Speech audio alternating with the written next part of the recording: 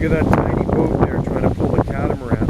It's really choppy here in Fulford Harbor, so that engine is struggling. So he's got the catamaran there with a rope attached to that little 12-foot, 10-foot rowboat, whatever it is. His engine just kind of died out, I think. Good luck.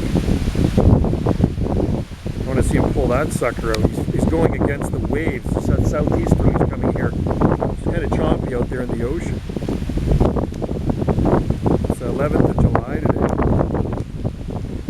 Cool. He's doing it. It is doing it. Oh man, that's going to be working hard and sucking up a lot of fuel pulling that into the waves.